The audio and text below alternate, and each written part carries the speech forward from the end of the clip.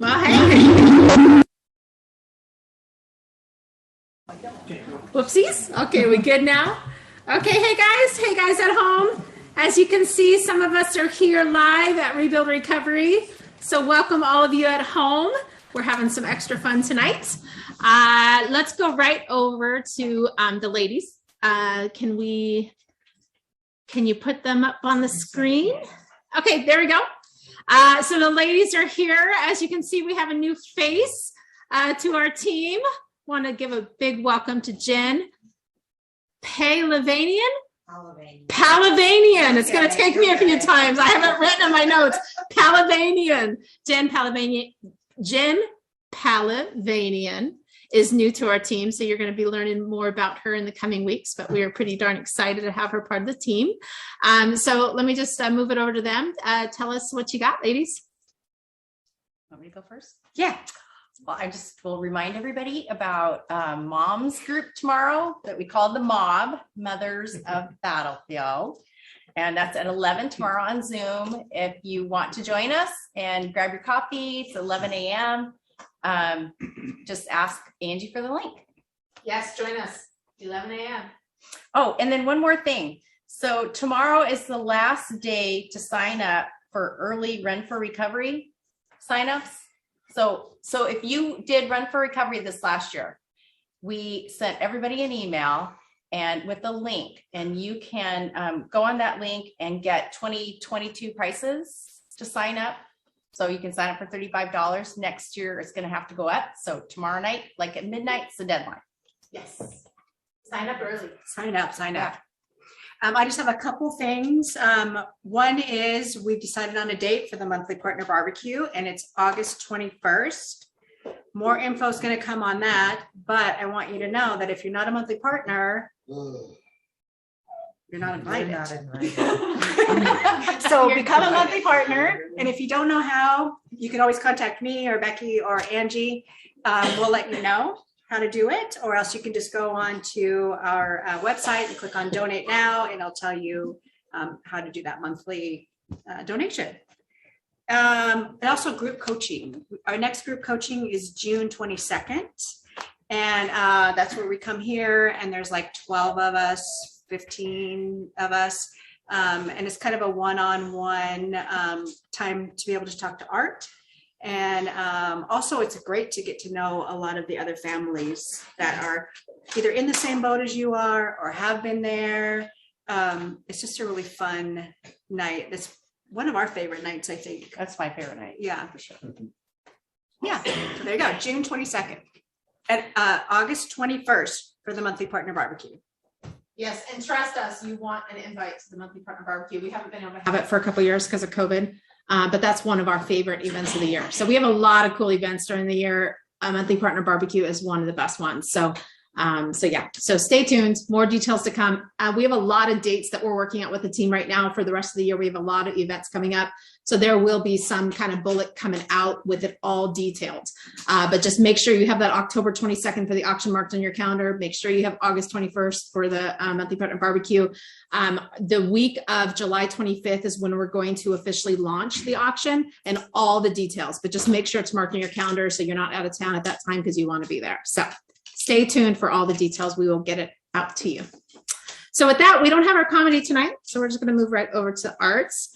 And maybe if you want to mention the Rebuild crew, we have a new logo we could put up on the screen with the number and details. Do that here before art begins. So check it out. Check out the new, do you have the new logo? It's coming, it's coming. It's coming. Wow. Check it out. Let me get myself off of the spotlight and just spotlight them. Check it out. Can't see it. You can't see it? Nico, this is what I got. What are you doing? Well, the top of it's just a little light. You can't. Oh, the other one's blurry. Yeah, I didn't want to put it up there. Oh, shoot. The main I made it one big was and it was like. Oh, It okay. was a little blurry, Oh, so okay. I couldn't put the big one up there. But that was that. Okay, well, we'll get the big one up there next week. Yeah. That's, We need a vector art drawing. If you Okay. can access that. okay. All right. Well, Yep. yeah, I created it, so I don't know Oh, how to do okay. that, but we'll figure it out. Okay. All right.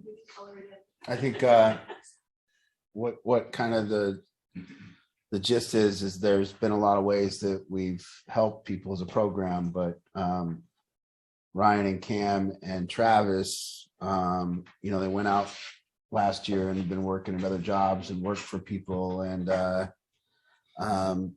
you know, really kind of, it seems to me that the wool has been pulled over people's eyes for a lot of years. And I think people are starting to figure it out, you know, kind of this thing that we do as employees. And I'm not saying it's a bad thing to be an employee. I just think that people need to understand that an employee is a valuable thing, and more in time, people are companies.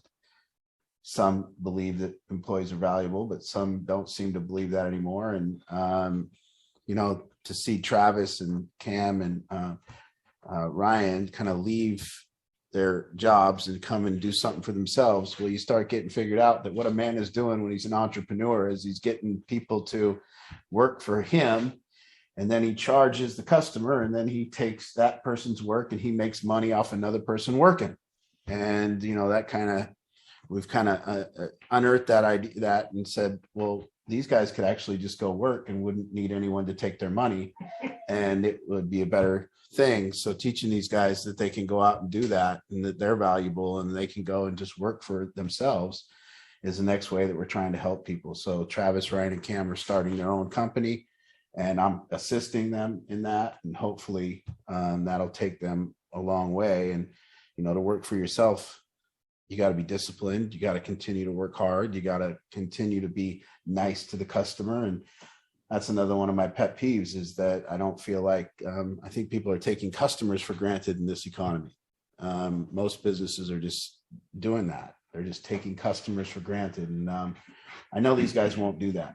So we make sure that everybody that we deal with is happy, and we don't leave until we know they're happy. And, you know, that's kind of the goal of the company, is number one, to satisfy the customer no matter what. So that's what we're kind of taking on right now. And it's fun for me. It's fun for me to watch them do that. And it doesn't matter what you're doing, as long as you're doing it for yourself. So they're learning that.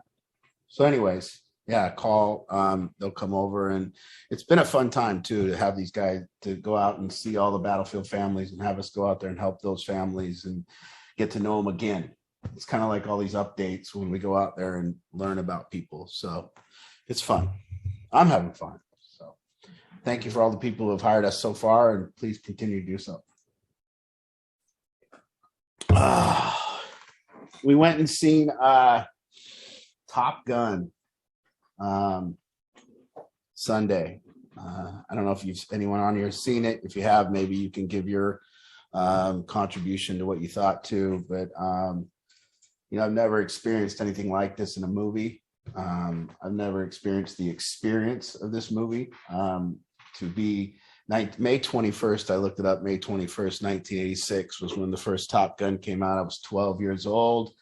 You know, it was undoubtedly what me and all my friends were going to do. There was no other plan for us. It didn't matter. We were now going to go to fighter pilot school. We were all going to become fighter pilots. We not only that, we went directly to the barber, and I didn't know there wasn't even barbers that gave flat tops, but we found them. And the next day, me and my dipshit friends all showed up to the 6th grade with flat tops and black aviator glasses. And I remember literally being changed by that movie. And I remember the culture. What's up? I remember the culture changing, and I remember it being cultural. I remember movies just changing us as people. You know, it was 1986. So just so you guys, if you weren't around in 86, we didn't have cell phones. We didn't have the internet. Our TV had channel 4, 5, 7, 9 was PBS. You had channel 13, and then a new invention right around that time, Ken, I was channel 22. Remember this one? So we had channel, and that's what you had, and you got up and you switched it with the knob, and you know, everybody watched things together, and the country was united under Reagan. I don't know if he liked him or he didn't like him, but it was a united country. And you went and saw Top Gun, and there wasn't much controversy about our military. The military was good. You know, fighting was a strong military was a good thing to have. Everyone in our country believed that. So you could go and you just cheered on this movie.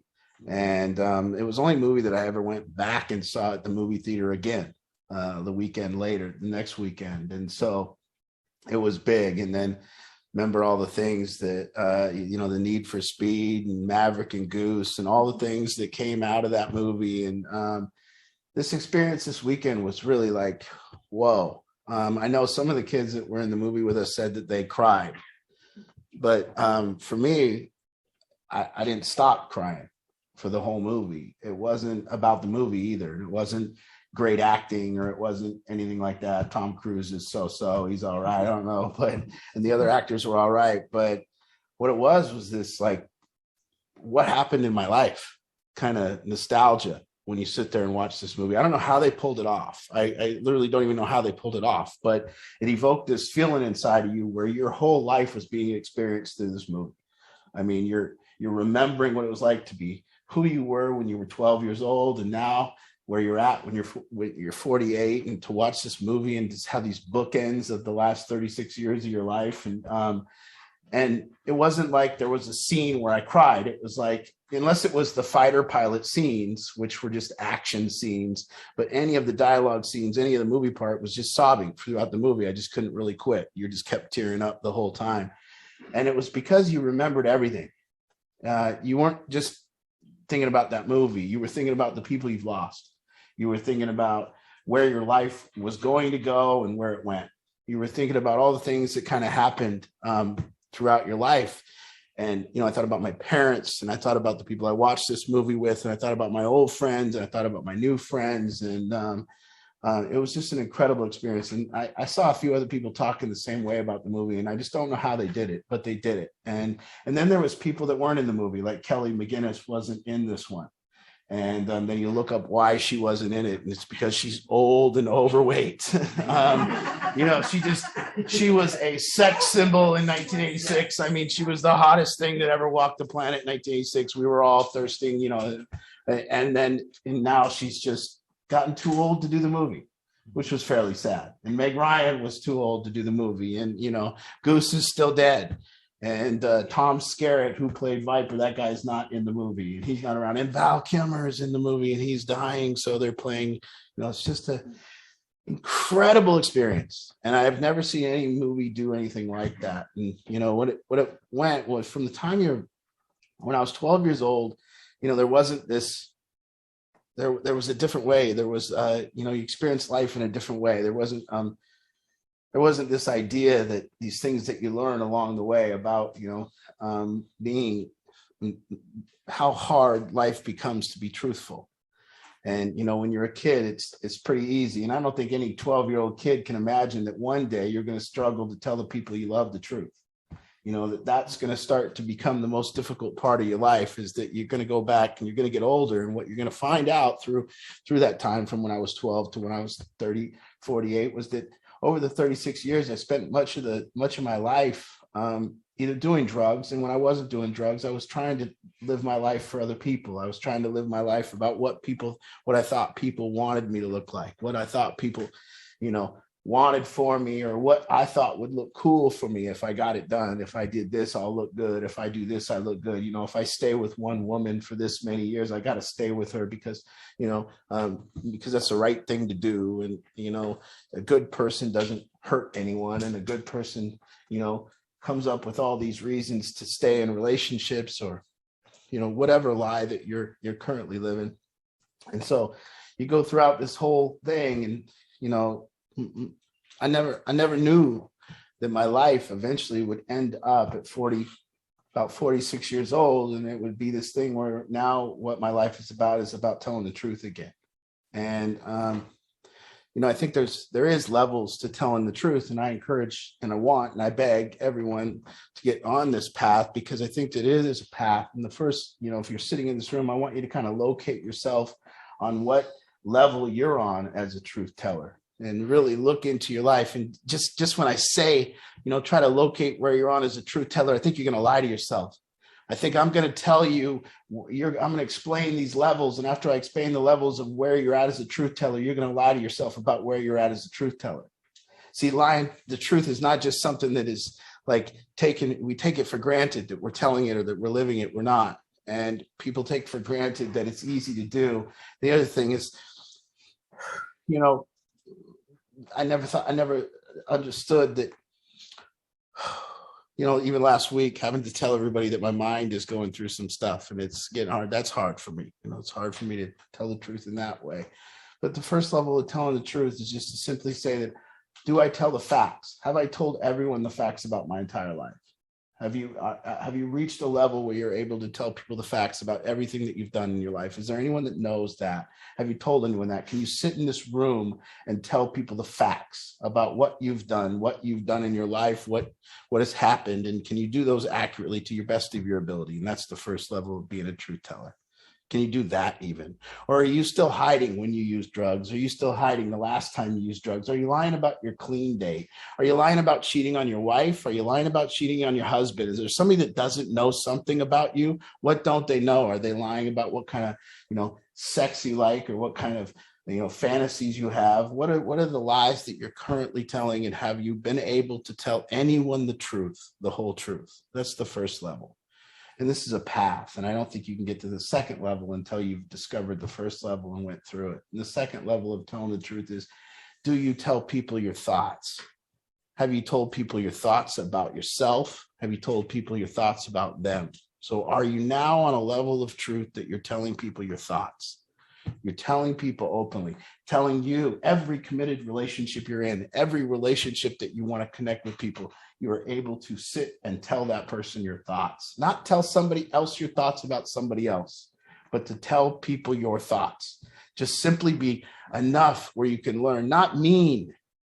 Not if you're sitting here and you're going, yeah, I tell people everything that's on my mind. I tell people my thoughts. Yeah, you're an asshole. You're just mean. I'm talking about telling your thoughts in a way that's not blaming, telling your thoughts in a way that's descriptive. So telling your thoughts and your feelings in a way that's descriptive. When people are telling the truth, the language they're using is descriptive. When people are lying, the language they're using is evaluative. So they're evaluating things, they're comparing things, and they're judging things, or they're describing. But when we're describing things, when we're describing how we feel, we're telling the truth. When we're describing what we're going through, we're telling the truth. So are you doing that?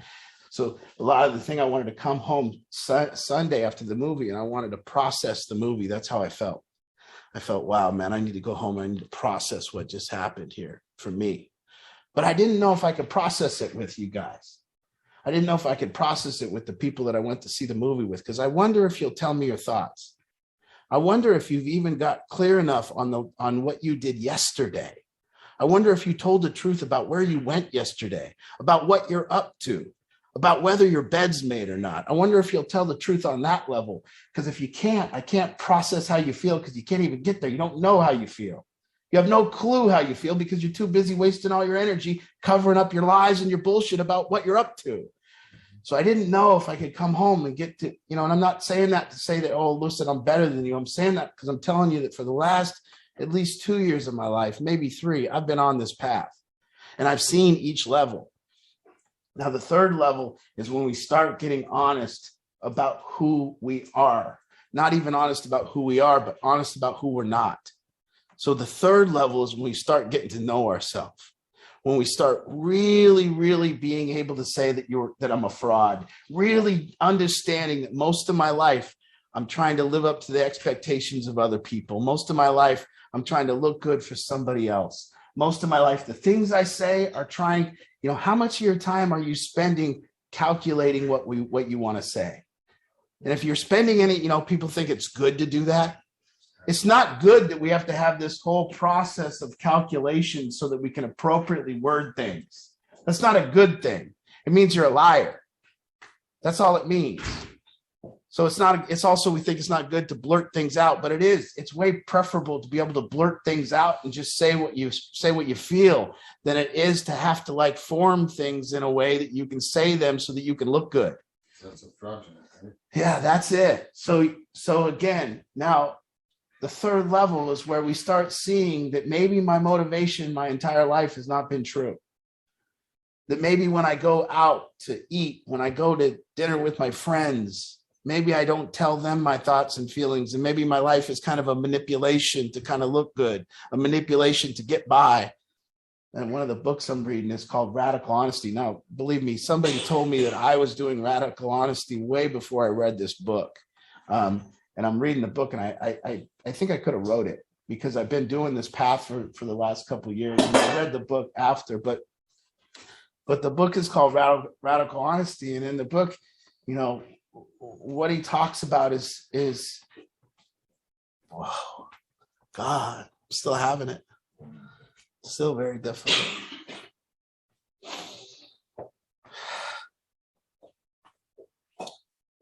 So as I got to the third level of this, as I started understanding it myself, what came about is even that I can sit here with today and I can tell you truthfully like what's going on with me. And I can tell you that, you know, hanging on to my beliefs or my insecurities or who I am or showing everybody that I know who I am, that was kind of a falsehood, you know, telling everybody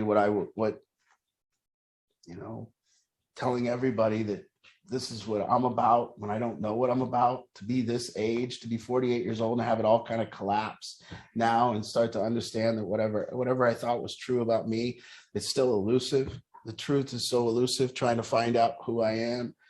And maybe everyone, you know, will be able to process, and maybe you can get to a point where you start understanding that you don't know yourself. Maybe one by one, you could start understanding that maybe everything you've done. And, you know, a lot of you guys in here, you say, well, I'm honest. Yeah, you are. Wait till you find a woman. Wait till you find a woman and then try to be honest. So you sit here now and you go, I tell my friends how I feel. I tell my boys what I think. I tell all my guys wait till you find a woman and tell her what you think. And then try to do it and do it in a way that's not mean. Try to do it in a way that you don't blame her for how you feel. Try to do it in a way that you can just kind of articulate your feelings without blaming her and incorporating her in them and just saying, this is what I'm going through. So, you know, I didn't know through the past 36 years that my life was going to be, that it would end up that actually the rest of my life might be about just trying to tell the truth. Just knowing that it's hard. You know, there's two things that I never thought would be hard. I never thought telling the truth would be hard, and I never thought walking would be hard. But trying to go for a walk for about 3 miles a day is very, very, very hard. And telling the truth is very hard. You think you're just going to run and tell the truth your whole life, but it's not that easy. And so I can sit here and now, you know, I never want no one to know I'm struggling, or never want no one to know I'm going through anything. But, you know, I hope it's a lesson for all you guys, you know, that you have to tell people what you're going through. You have to first thing you have to do is you have to tell everyone the facts about your life. You can't be hiding anything. You got to tell them everything. You got to tell them what you did, who you slept with, when you cheated, when you did drugs, when you lied, when your clean date is, when your clean date isn't. You got to tell everybody what you were up to when you were sneaking around, and what you stole, and what your fantasies are. And you got to tell people all that. If you can't get to that level of truth, just stop. Just give up. Don't go forward in your life. Don't. If you can't tell people what you've done, stop.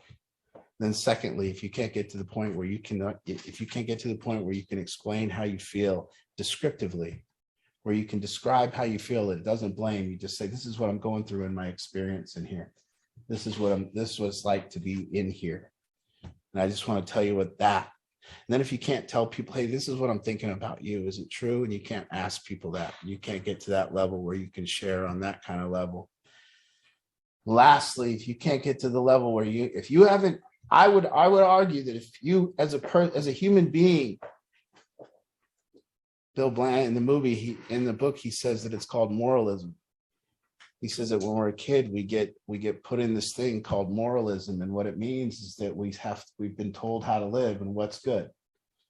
And so we now try to fit in that mold. And that by nature makes us all a liar from the start. And so we've been given a story about what a good person does. So here we all go trying to live that person, but none of us are that person. None of us think the way a good person thinks. None of us talk the way a good person talks. None of us act the way a good person acts. None of us have the thoughts of a good person. We have the thoughts of bad people. We have the urges of bad people. We have, but here we are stuck in this kind of moralistic way to be that we have to live up to, and it's difficult. And so at some point when you want freedom from that, you got to start telling the truth. And then it starts, you know, I would say you have to do it at all costs. And the only reason I tell you that is because I've done it and I'm doing it now. And still it's elusive. I don't always know. So, you know, my quest or everything that I do here is to get somebody on here to offend somebody. Why can't nobody offend anyone on here? Why is no one willing to say anything? Why is no one willing to piss anyone off? Why? Because a good person doesn't piss people off. A good person doesn't say mean things. A good person doesn't tell us how they feel. Nobody's ever angry on here. Nobody's ever mad. Nobody's ever going through anything. So the quest is to get everyone to show themselves. I don't know what it is in me, if it's vulnerability or whatever it is. I'm willing to show myself. And for that reason, I'm free. And for that reason, I can tell you that I watched that movie, and the guy that I was going to be from the time I was 12, that guy was going to be a fake. That guy wanted to be a fighter pilot because he thought it got chicks. You know, that guy had all these ideas about what life was about. But life is messy. Life is like, how do I love you? That's what life is. How do I love you when I hate you? How do I love you when I'm trying to protect myself from you? How do I love you when I can't even get to a point where I can describe how I feel because I'm so angry? I can't even process my own self. I can't even sit with myself long enough to describe what's going on in here because I'm so irritated, or I'm so frustrated, or I'm so mad. I don't know if you can sit long enough. Try it. Can you even sit long enough to tell me how you feel? Do you know? No, this is tough. So what I can tell you is that I've done this and I'm doing this, and I don't think it ends, but I think that there's a bone somewhere that, like, you got to get all the meat off to get down to the truth. And who? Yeah, Tyler's right there. I'm sorry, Glenn. I thought you were- So we always said that truth and presence is where love is found. Like, you know, if you can get present with someone and you can get truthful with someone, but I think there's a third thing that goes in there, and it's truth, presence, and descriptive. So I think that inside that there's this mind that's no longer evaluating. And when the mind stops evaluating and starts describing, that's when you can find love. You know, that's where it is. And so, you know, we can't love each other because there's this evaluating mind. And if you can look at me and just see me without evaluating me, maybe you can love me. But if I can look at you and do that, see, but we can't get there because we've got this evaluation going on in our head all the time. And in order to get to the point where it stops evaluating and starts getting descriptive, you have to go through the process of telling the truth. And I know that because I've been on that kind of path. And so the goal is to get my mind to stop judging you and stop, you know, describing you, and stop comparing myself to you, and stop all that, stop evaluating and assessing and worrying and panicking, and get it to the point where it describes, oh, that's beautiful. Look at that. Just like that. And then we can see each other. So it's been a tough couple of weeks for me. And now it's proven to be even tougher, but I thought this was gone. But it's okay, you know. It's slowed me down. It's like, you know, I see all these people around me with problems with their mind. You know, we ran into a person who used to be in the program today, and found out, we went over to her house and to do her yard, and just found out she had brain cancer, you know. And she just comes out, and she's just so nice and just talks to us, and she's so strong, you know. Will you go grab him, please? Yeah.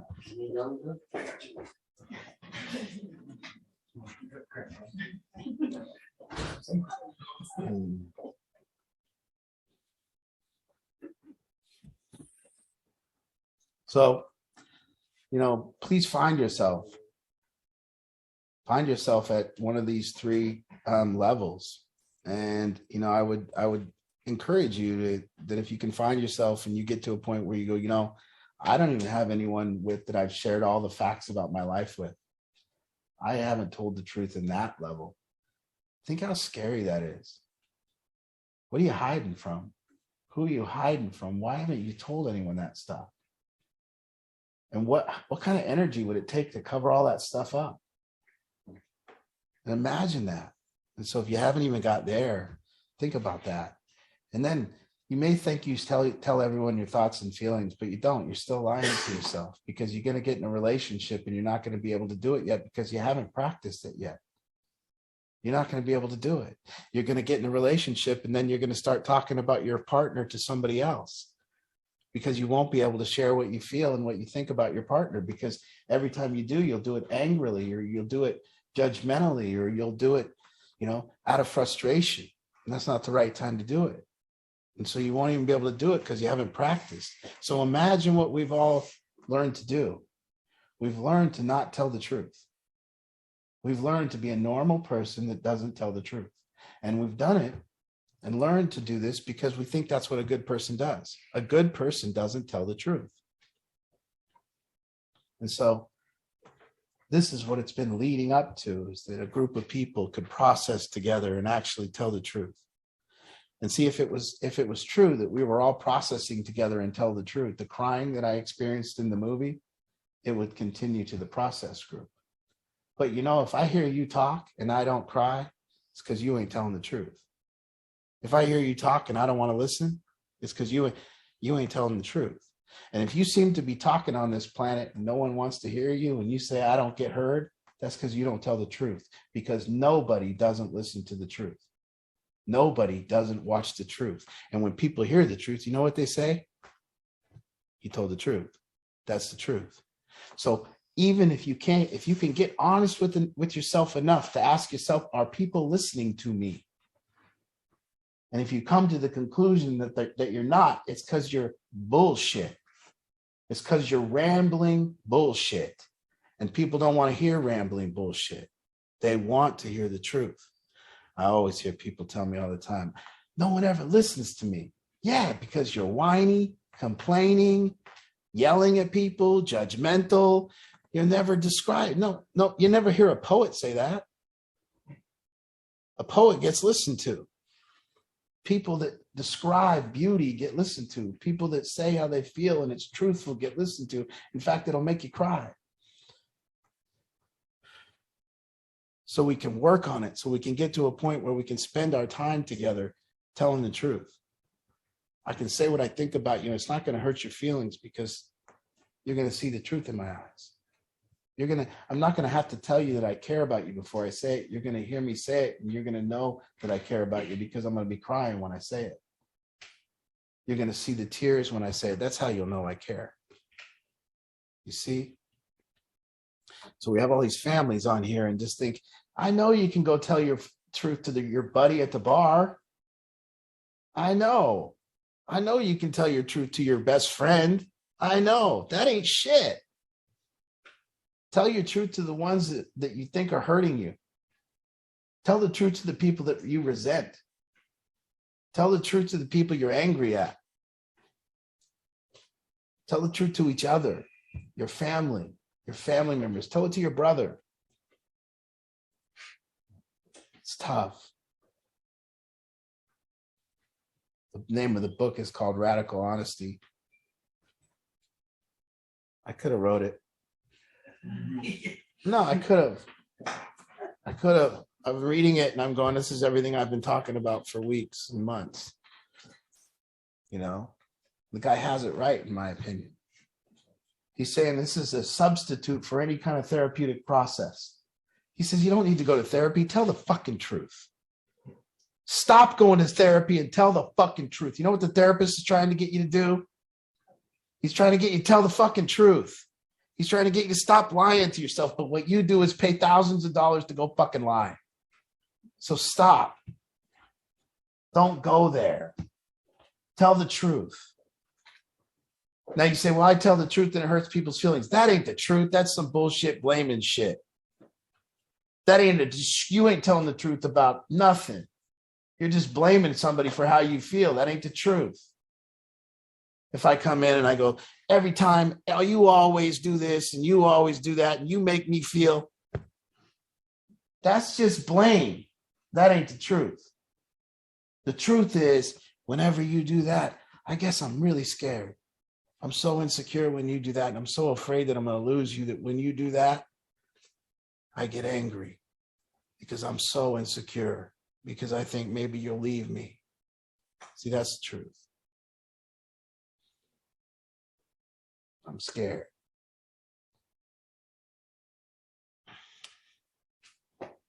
So, I encourage it. Yeah.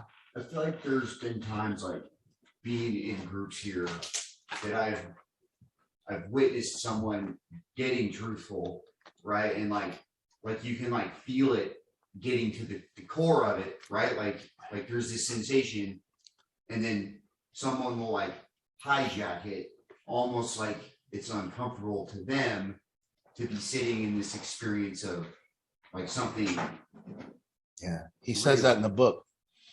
The author says it in the book. He says, when you're starting into this practice, the truth is so uncomfortable, a lot of people can't take it. They can't take the experience of somebody else doing it. Yeah, it's like if you can't tell the truth, it's like it's hard to hear the truth too. Mm-hmm. Right? Mm-hmm. Yeah. And it would take each,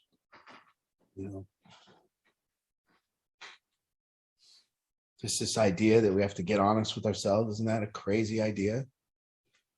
This idea that we don't even know ourselves well enough to know the fact that we can lie to ourselves.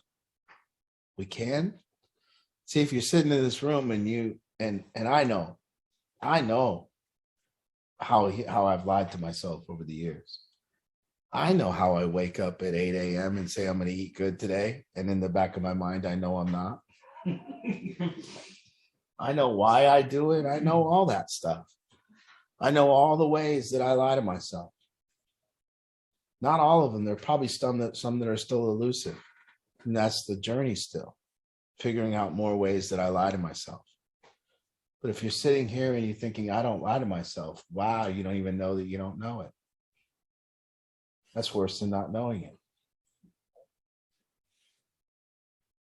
It isn't that you don't do it. It's that you don't even know that you don't know that you do it. So if anyone in this room just went, I don't lie to myself, yeah, you're fucked. You're so fucked because you don't even know that you don't know it. That's called unconscious incompetence. Not knowing that we don't know. So, there's a lot to learn then. If you can just give it a start, like I said, this process starts with verbal cliff jumping. And what that means is it starts with finding people and getting people around you and having the people around you hear your truth. And then not knowing where you're going to land. So if you haven't in the past 6 months said a sentence or said to somebody something that you didn't know where you were going to land, that it didn't feel safe to say those words, then you're not doing it. But if you've done it and you've practiced it, you're about to say something, you're about to tell the truth about something, and when you say it, you just don't know where it's going to end up. That's the start of this. It's just the start. And then the next part is just continuing it. I don't let one go by, I don't sit with somebody and have thoughts that are negative or have thoughts that I don't like about the person. I don't let one go by. I've done this for so long that I know if I have some kind of thoughts about you, I don't store them. I don't hold on to them. I need to tell you right now because I've committed to you and you're all here. And each one of you, if you're in this room, it's because, I want this person to be in my life for the rest of my life. And because I want this person in my life for the rest of my life, I'm going to make damn sure that I don't let something go by about you that you need to be privy to. See? So to me, it's mandatory. If I have a thought about Kristen I can't let that go. I have to talk to her. If I don't talk to her and I don't tell her because I'm a good person, I don't want to hurt her feelings. No, I'm not. Full of shit. I'm just scared. You know what kind of energy it takes to hold that kind of stuff, but it takes some energy to release it too. And to walk up to people and say, hey, let me tell you something. This is what I'm thinking about you. I don't know if it's true or not. I'm not accusing you of anything, or I just want you to know I had that thought. And I've released it, and you know it now, and I'm not going to go tell anyone else. Now just see how many times you've done the opposite action to that. Just watch in your life and see how many times you've took a thought about a person, held it, and went and shared it with someone else. I just want to tell you all that that's as cruel as you can be. That it might be being a good person, but it's the cruelest thing you can do to a human being. I have a thought about you, and I'm judging you, and I'd like to go share it with somebody else because I'm a good person. And I'm going to talk all dinner about you and see how little I can make you, and see how small I can make you be, and see how good I can make myself feel. If I can talk about you all day at dinner today, about every one of your negative characteristics, every judgment I have on you, I'm going to feel so good at the end of this dinner. And by the way, I don't have the balls to say it to you. So you see, to me, the nostalgia of that was what I expected out of life compared to what I got. And that's not a negative comment. That doesn't mean I didn't get what I wanted. It means I got what I got. It must have been what I wanted. But the difference of what happens in these years, and it was like this bookends of watching this beautiful, it was a mirror because it was how you felt when you watched it in 86 compared to how you felt now. And they made the movie so similar that it was like that. Other movies you watch are a different movie, but this was the same movie, same experience, same music, same everything. It just lit you up and you're just going, whoa, I was a 12-year-old kid. Now I'm 48. This is nuts. And I'm having the same experience. They've given me the exact same theater experience that I had when I was 12. And I'm just finding myself bawling through the whole thing. It was insane. And it just showed us, like, slow down. Everyone's life went compared to where they thought it was going to go, and what you thought life was compared to what life is, and how this is a lie and this is a lie. There is no Santa Claus. Yeah. You're not going to play professional football. You won't be a fighter pilot.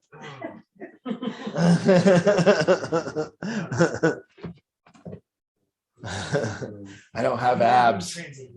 I don't have the washboard abs. Your best friend Goose steals your woman.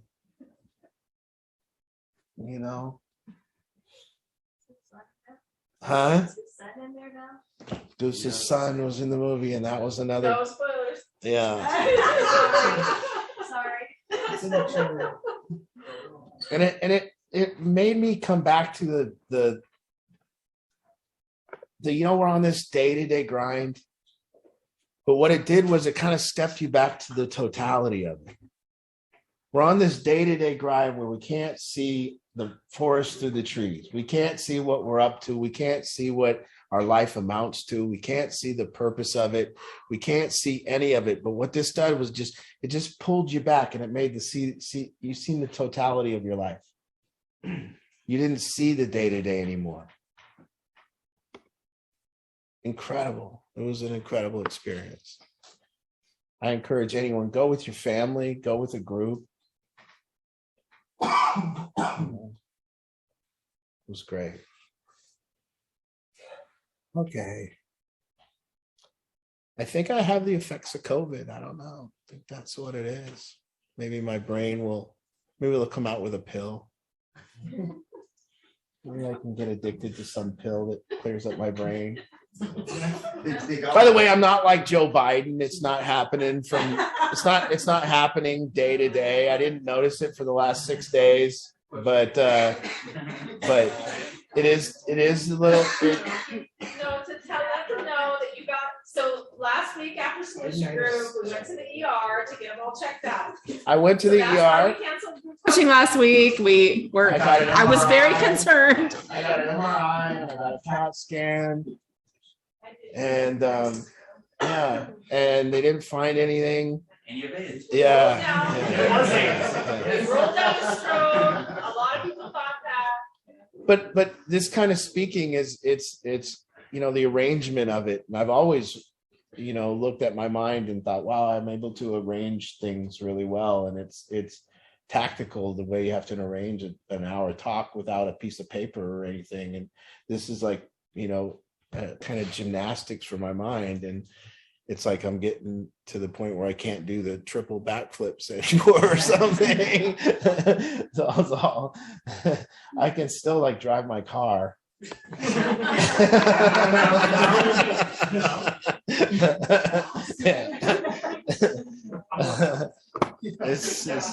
What's her name again back there again?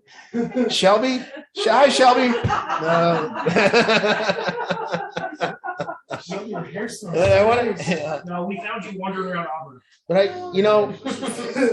I've taught things like connection, and I've taught things like spirituality, and I've taught things like enlightenment and awakening and presence and mindfulness, and all of it's got its purposes, but telling the truth has become paramount. And I want to tell you all that it won't come up until you're in a marriage that you shouldn't be. It won't come up until you're in a relationship with a partner that you shouldn't be. And then you'll realize that you weren't living the truth. It's real easy to say you're living the truth when you're single and you're living with your friends. That's easy because you think you can tell your buddies anything. You can tell your buddies how you feel. You can tell your buddies when you're pissed off. You can tell but wait till you have kids and you come here because you can no longer tell the truth to your kids because you can't even call your own kid out. And wait till you can't tell the truth to your partner. Wait till you've been in a relationship that you don't want to be in for 5, 6, 7, 8, 9, 10 years. Wait then. And then see how easy it is to tell the truth. So I say, before you get in that relationship, you better be practiced at telling the truth. And you better start with your boss, and you better start doing it in a way that doesn't hurt your boss and get you fired. And you better start in a way that you don't hurt your buddies' feelings, and you start winning your buddies over, and they start wanting to hear your opinion of them. They want to hear your thoughts because you give it to them a way that they are encouraged by it. So you better practice, because if you don't, you can say you've done it and you haven't done it. And then you're going to get in a relationship and you're not going to tell that person your fantasies. You're not going to tell the person what you want. You're not going to tell the person what you've done. And you're going to be scared for them to know you. And at the level that you're scared for them to know you, the relationship is over. Because you can't love something you don't know. And you can't be loved when they don't know you. And you can't love anything that you don't know all of it. It's just a guess. So the path of telling the truth is the one I encourage more than, I don't give a shit if you meditate. Meditate all you want. Don't tell the truth. You're fucked. Go meditate for hours. Go live in the woods. Go on hundreds of retreats. Then come back and not tell your friend how you feel about them. Presence gone. Mindfulness gone. All that shit is nothing, because guess what's going to be on your mind? Go meditate all you want, come back, tell one lie. You're not going to have a clean mind. You're going to have a lying mind. And then you're just going to sit there holding on, covering up that lie. I always see these people get away with murder for 40 years. Oh my God, no, they didn't. They did not get away with murder. They lived a miserable life. Trust me. The idea that a guy gets away with cheating on his wife. I got away with cheating. No, you didn't. Imagine the energy it takes to have that inside you and not tell people. The energy of a lie. I'm going to the store. Did you? It's bad news. I always wondered how people could do it. I never even believed it was possible to tell the truth all day. I'm not saying I do. I'm saying I do it to the best of my ability. And that's the life's work now. Meditation, maybe. But that ain't nothing like telling the truth. To clear this all out. You want to get transparent? Phew. Get rid of it. You know, it was like the other night when you kind of painted that picture for everybody, you know what I mean? About, like, we talked the other night about what do we really want out of life? What really matters to us most? And just listening to you, like, paint that picture, I could almost just see it exactly, you know what I mean? Mhm. And it was, you knew it was truthful, you know, like when somebody's able to explain something in a way, or like I said, paint that picture in a way, it's kind of hard to see it any other way but truthful, you know what I mean? I gave a picture of what I wanted for my life to the group, and you know, it wasn't what I wanted to be known for. It wasn't what I wanted my identity to be.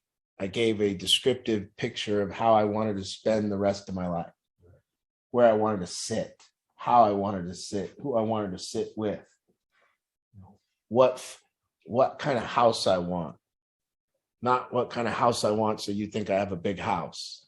I don't want a big house with a master bedroom with a walk-in closet, because I want you to know I have a big house with a master bedroom and a walk-in closet. I want a nice walk-in closet and a master bathroom, because it's very difficult to get this old body up and get dressed every time and walk out to the bathroom and not get my sleep. And it's tough to do that. So I want to be able to go in my underwear to the bathroom. And if anybody knows, you know, yeah, I like to go from just stay in the undies, right to the, you know. That's why you want to walk in closet too. Just so here we are. So you go straight from the shower to the closet. Yeah. No undies, dude. Yeah. Well, when I said my undies, that was a lie.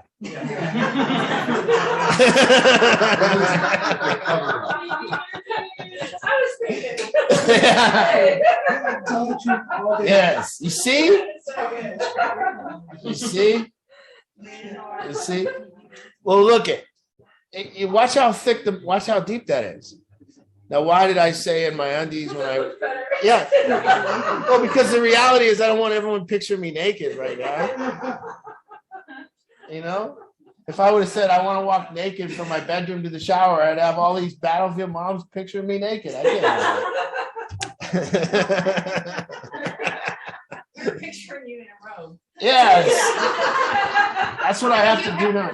That's what I have to do now. You're lying about not wanting to picture that. Mm-hmm. Now I'm lying about that. Yeah, see?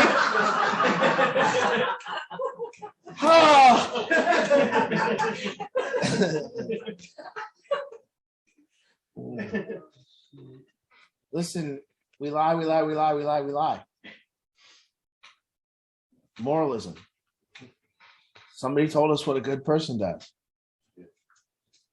You know, even when we're a kid, we're told, hey, before you talk, think.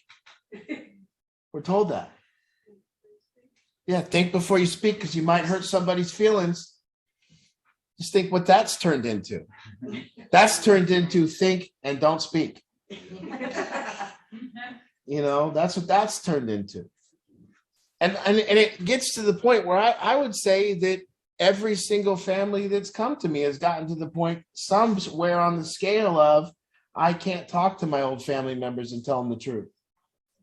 Because most of what I do in coaching is go tell your family member the truth.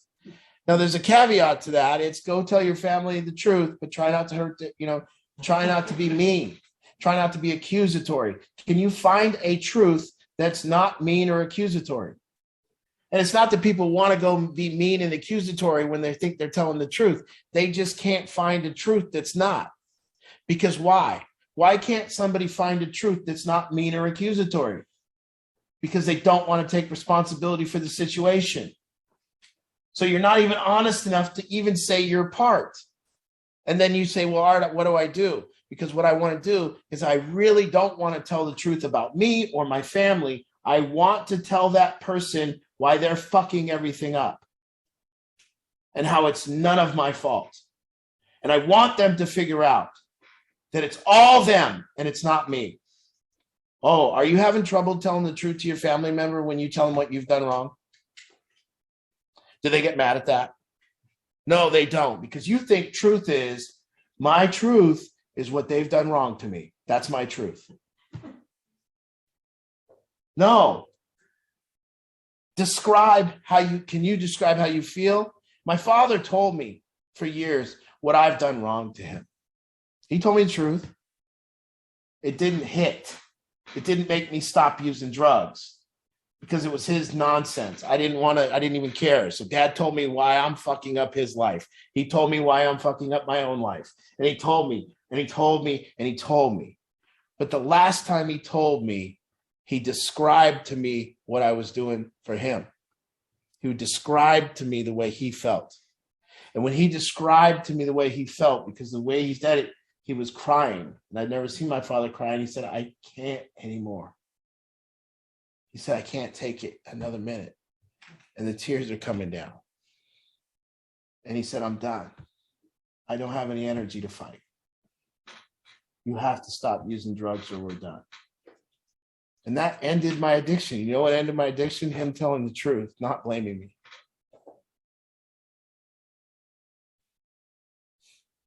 So part of what we're doing to connect, part of what we're doing to stop addiction is telling the truth. And guess what? From an addict's perspective, when you walk into a family of liars, I would just as soon get high. Oh, what are you going to do Sunday? Fake like you're a Christian and go to church and shit? Fuck this. What are you going to do? Have your brother over for dinner and say how you like him, and we're all going to sit around the table and say how we like each other, and everyone's going to, no, I'll go get high. What are we going to do? Show up on birthdays and shit and act like we're all fine and not talk about anything? I'll go get high. This is fucking nonsense. We're not connecting as a family. We're going through the motions of being liars in a moralistic world where we all just have to be good people. And we sit here and act like we're a family when you all talk shit behind each other's back and you all stab each other's back and you all blame each other for everything that's going on. And you can't get through a dinner without really, if you talk about anything, it blows up. That ain't family. Make it look good. Don't fight tonight. Let's all just have dinner and get through dinner. Can we get through one dinner without fighting? It's always the mom blaming everyone. Why do you guys fight? Why did moms push us together when we hate each other? Why are we fucking having dinner before we talk? I would argue there's probably not even family around here that should have dinner together. They should be in a group room. You should be in a group room talking about your resentments. If you haven't done that, why the fuck would you try to eat together? Just fake it on top of the bullshit?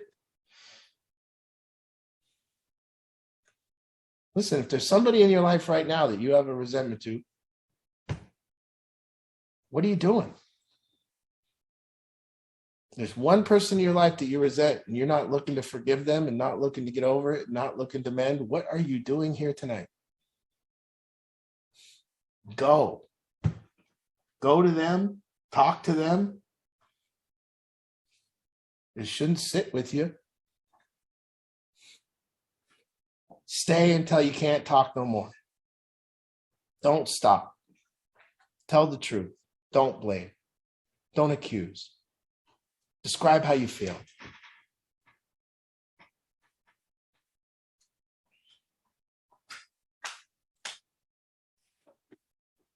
Don't go to bed mad. Don't go to bed if you're mad.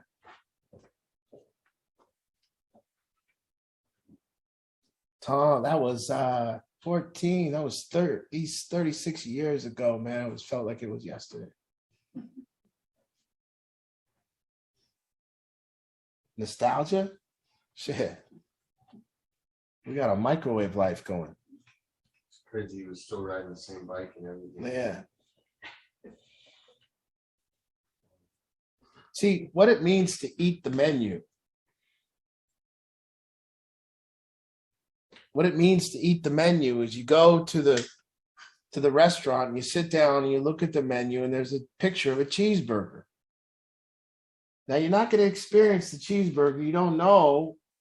You're not really getting that, and you just try to eat that picture of that cheeseburger. That's eating the menu. The difference between the cheeseburger coming out on the table and eating the cheeseburger and looking at the menu and saying, I had a cheeseburger. See, but if you go to your families and saying, I love you, that's a symbol. That's not, I love you. When is the last time you've experienced love with your family? When's the last time you've experienced love with anyone? So if you've said, I love you in the last year, but didn't experience love, that's eating the menu. And in life, we're eating the menu. So that's what it means. It means, yeah, I love you, I love you, I love you. Therefore, 10 years from now, if you get sick, I'll come over and help move your shit around. Well, do you experience any love for me? No. Do you have the experience that's descriptive by nature, that you're sitting there present with the person and your mind is going, oh my God, I love you. Describing how beautiful the person is? No. Well, that's the experience of love. The experience of a cheeseburger. Oh man, the juice. The warmth combined with the cold lettuce, the crisp taste of the lettuce, the crisp bacon with the cheese melted. You see? That's the experience of a cheeseburger that we're talking about. The picture on the menu ain't, don't try to eat that.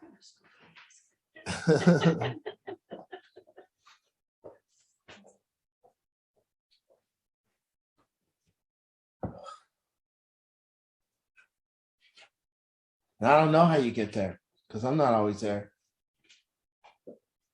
Not saying I'm running around experiencing love and experiencing love and connection, and I've gotten to some place where I do it. I'm just talking about it. My days go by the same as yours. Microwave style, quick. 36 years gone in a blink. Wow. See people living hard, living real, envy them.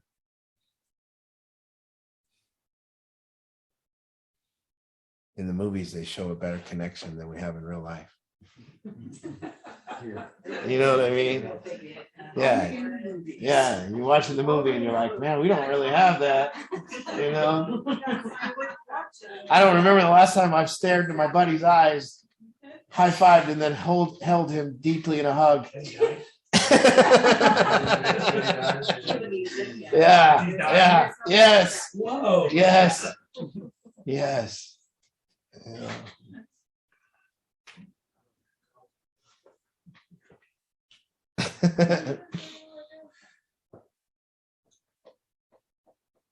I don't know.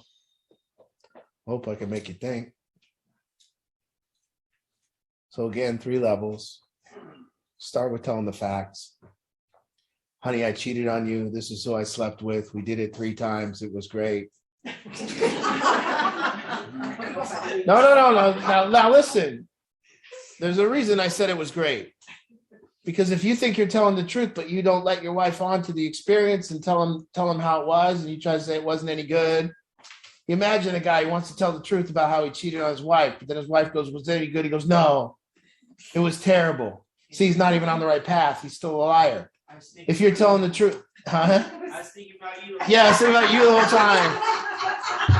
or the number, or the other one they say like it just made me realize how much I love you. Wow, what a shit thing to say. So much I went back twice. Yeah, in the book he describes it. In the book, the man says, if you're not very descriptive in how much you enjoyed banging your husband's best friend, then you're not telling the truth. Or how much you didn't enjoy, but it better be the truth. So do you see that even when we start to begin to tell the truth, we might tell it in a way that's a lie? And how real difficult this is, and then how maybe we got to actually like commit to not hurt, to telling the truth, especially in the fact telling thing, that we're not telling the truth because we want people to understand. We're telling the truth because we got to get free. We're not telling the truth. It might hurt people. Yeah. So there seems to be this connection with like truth and amends. Like we spoke specifically about the other night. Mhm. I needed to find something that I myself was really truthful about in an attempt to make this amends. And it got me thinking, like, part of the whole amends thing, I say, do it unless.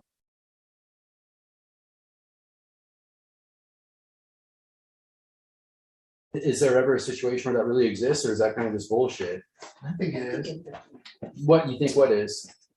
I think that I mean, what's the purpose of I guess the first part, why do they say don't do it if it's risky to yourself? well, they're saying like let's say that you're gonna go to jail or something, maybe. I don't know. Mhm. I don't know. Maybe a marriage has been going on for 20 years, and you determine that you have to tell the truth, but your truth is that you slept with his wife 20 years ago, but the marriage is happy now. You see? Right. So is it imperative that you get over there and get free and destroy that marriage, or do you leave it lay? Well, I mean, that's where the argument comes into play. I mean, I don't know. To me, I have never, and still have never to this day, found a substitute for the truth or found the truth to be wrong in any way. I've never found anything wrong in it. Never. Still to this day, I will always defer to that at all costs, no matter what. I don't care what it costs. I don't care. So maybe that's their provisions that they've put in to protect themselves against bad advice. Yeah. So if I sit here and tell the truth at all costs, I don't care who it hurts, and then you go do that and something bad happens, maybe you blame me, but I don't care. They care. So I just haven't, in my experience on planet Earth, there's just never something wrong with the truth. How can there be something wrong with the truth? I see these parents not tell kids that they're adopted or not tell who their mother or father is. And I just think to myself, who are you protecting? You or them? So there's all kinds of, I don't know. You're right. I think there's just some circumstances, if you would, like you said, that couples happy now, why bring it up? But yeah, if you're adopted or whatever. I get that. I think it just The truth's gonna come out sooner or later in a situation like that. Well, I think that people deserve it. I think when you do a 4-step and you do a thorough 4-step, then you're basically have opened up the door for that anyway, in yourself. And so say it is you cheated with your best friend's wife and it's 20 years later, like, and you've done a thorough 4-step on that, then why do you need to say anything? Yeah. Does that make sense? Yeah. What's the first step? Fearless moral inventory. Huh? He said it's not important.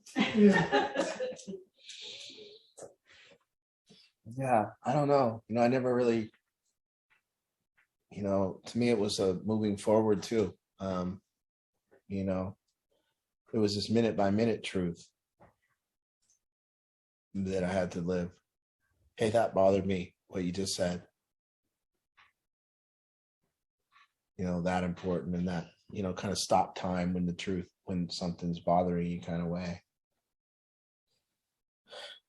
But yeah, I don't know, you know, I've never found a substitute for it. And you know, what a clear, well, what are you going to do with your life? Well, I'm going to set out to tell the truth as hard as I can, as much as I can.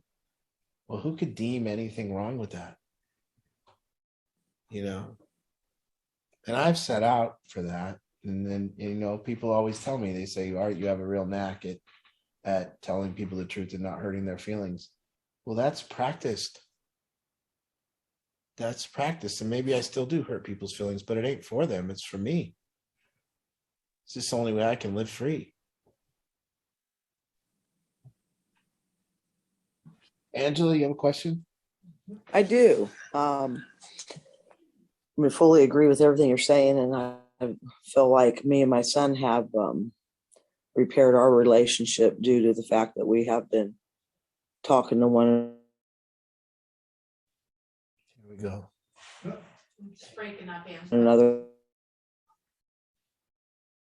You're in and out, Angela. They're honest with their family, and she's a very judgmental. Huh? It's going in and out. Keep going. It's in and out a little bit. Keep going. Yeah, it was with her for me a little bit too, but it's probably just because where I'm at. But you know, I have a sister that's 11 years older than me, and I basically let her control my life from the time that I had children. My mom died when I was 16, and when I had my kids, I've allowed her to do this. And since October, when everything came to a head for me and I started living a happier life and really getting your teachings, and went through some individual therapy,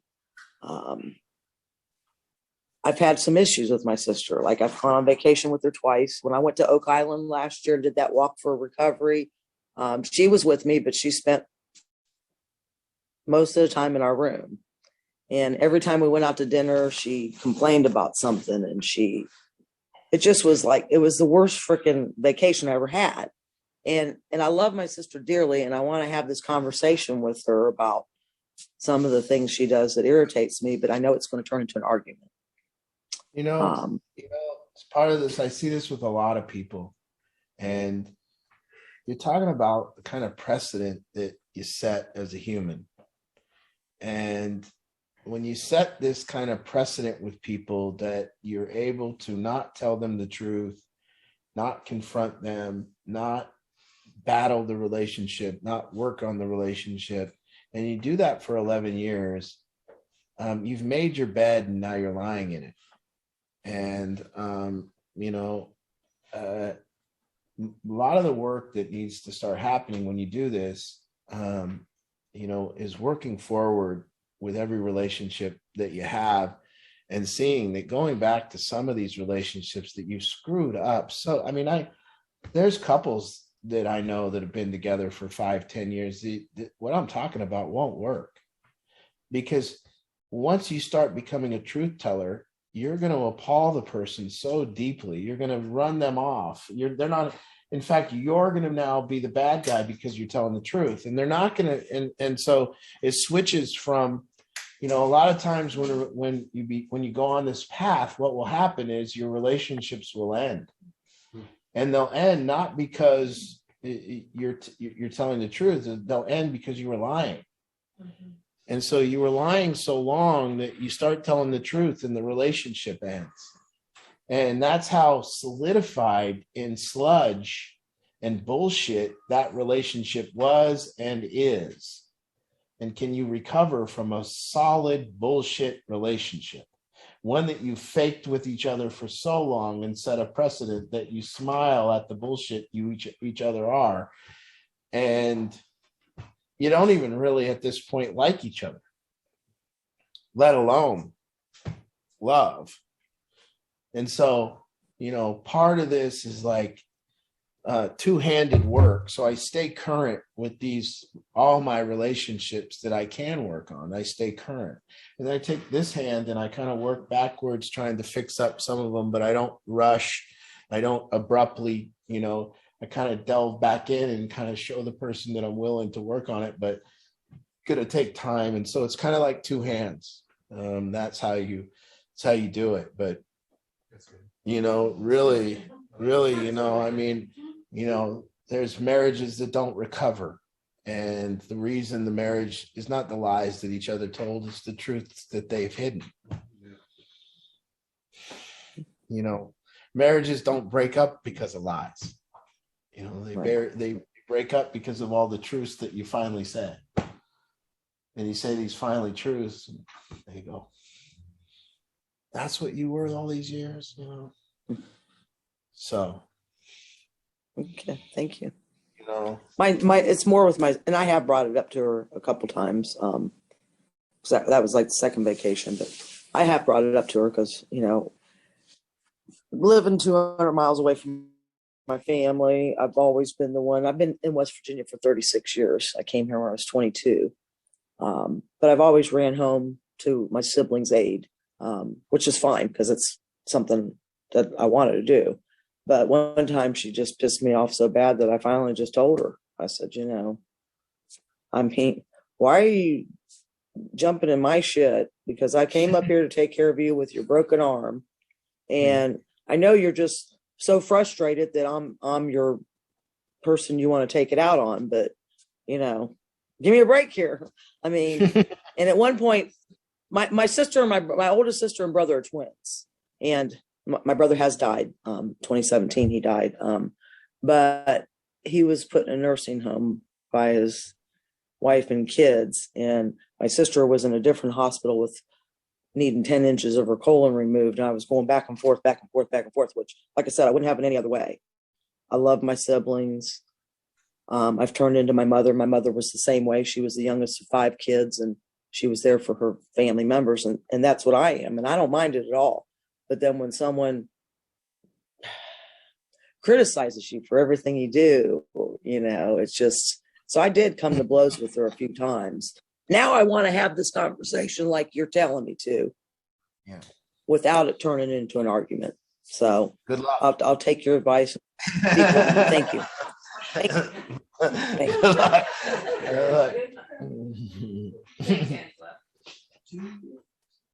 Who's next? Let's have a question from someone else. Not. I just meant someone. I don't mean I don't like Angela's questions. I didn't mean that. More people. Yeah. No, Angela always gives me good ways to show things. So, but I would say, Angela, that if I could give you a coaching, is that some things do bother you. And if you're going to start getting truthful, you need to say what bothers you, not that you don't mind this and I don't mind that. And I ran here and I ran there. How about it bothers me that I ran here and I ran there?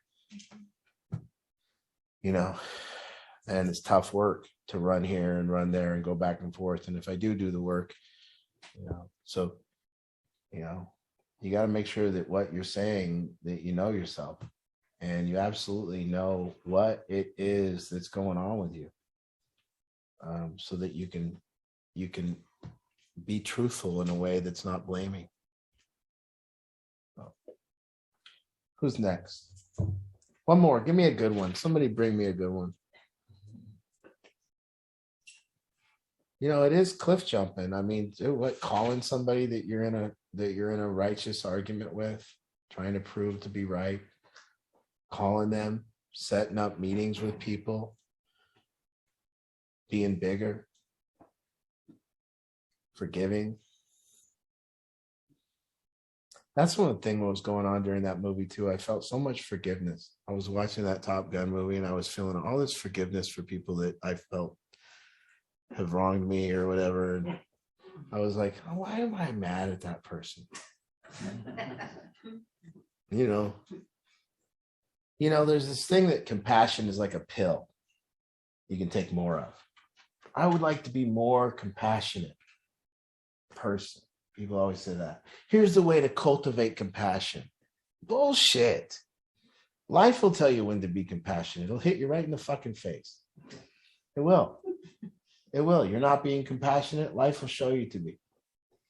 Life will tell you. Compassion, just like acceptance. Acceptance isn't something you do. People say, don't hold on to that. How do I not hold on to something I'm holding on to?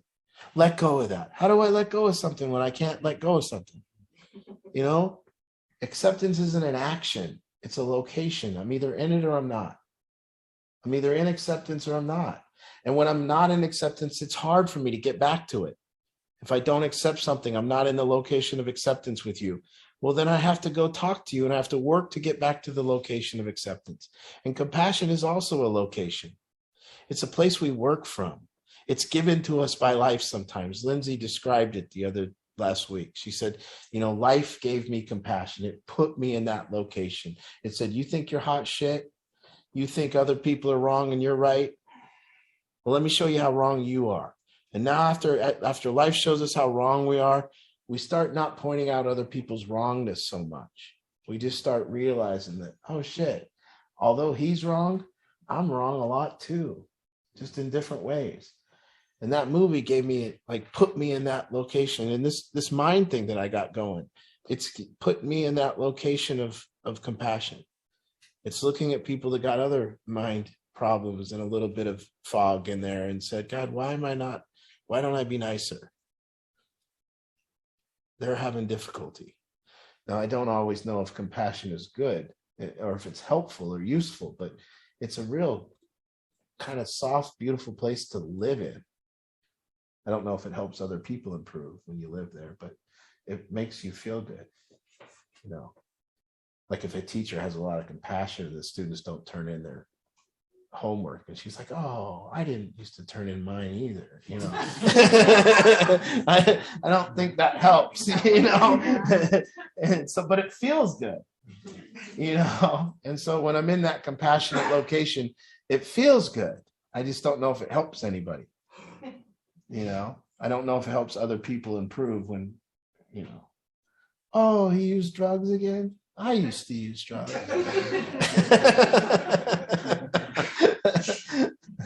He didn't make his bed for the 4th day. I used to not make my bed.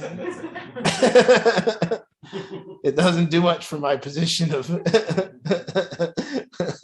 maybe a football coach. Oh, we missed a block. I used to miss a lot of blocks too. Hold on. Just want to make sure. Yeah. Earlier. Yeah, I don't know. But compassion, just like acceptance, I think compassion is a location and we can stay in it for a little while and it feels good. But then rapidly we get moved out of it and we forget about compassion and go back to righteousness. You know, I have compassion for you. I have compassion for you. Now I hate you. That didn't take long. You know, oh, they're not so stupid, dumbass. You know, it bounces in and out, you know.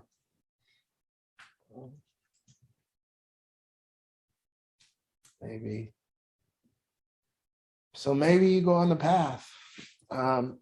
Maybe you're in a marriage. Maybe you have kids. Maybe the kids don't know about the facts of your life. Maybe your marriage partner doesn't know about the facts of your life. And maybe you should start there. And once you get current on the facts and you can tell each other the whole truth and understand each other from that position, just jump off a cliff if the relationship ends. It was supposed to. That's for sure. I would say anytime the truth kills a relationship, that was a bad relationship. If anybody could disagree with me, that would be kind of crazy. But can you imagine a situation where the truth killed the relationship? Yeah, the truth kills a relationship when you lie a long time. But it wasn't the truth that killed it. It was the lie. Not telling the truth. So, you know, we work very hard at staying current. Angie and I, we work very hard at staying current. And we have kind of a motto. We say that if she has one thought or I have one thought about her and I don't tell her, that's the sheet. And then if I have another thought and I don't tell her, that's the other sheet. And then if we get to thought number 3 or lie or idea number 3, or that's the comforter, and you've made the bed and the relationship's over. Because once you get 3 stored up and then you get to that 4th one, what do you start laying out the other 3 later, telling them about themselves? Yeah. And now they're going, wow, you've been storing that all up on me? I didn't even know. And so it's very important to stay current. You know, hey, that bothered me. I didn't like that. And I have to tell you right now because I can't save it. And then a week later go, last Thursday, you did that to me. See? So we can't save any, can't have any of these things in the bank. Resentments. And I guess the final, you know, after you get through the first phase of telling the facts and unloading your secrets, then you get to the second phase of staying current with your thoughts and telling all your thoughts and getting rid of your resentments, and you get through that, and then you start looking at day-to-day motivation. Maybe, and that's where we get to that last 3rd phase where we say being authentic with our inauthenticities. And that means that we know for sure we're a fraud. We know it for sure that we're a fraud. But we're going to be truthful about our fraudulence. We're going to admit that we're a fraud. We're going to say our life is this thing about looking good and lining up with what people want us to line up with. And it's so hard not to try to do that. And it's easier to just line up with people and tell people what they want to hear than it is to tell people the truth. And so now I got to split this path and I got to stop telling people what they want to hear and I got to tell the truth. And it's goddamn hard work. And I got to be able to tell my girlfriend I don't want to go to Maui. It might hurt her feelings, but I don't have anything that I'd like in Maui, and I'd rather go. And I know you want to go to Maui.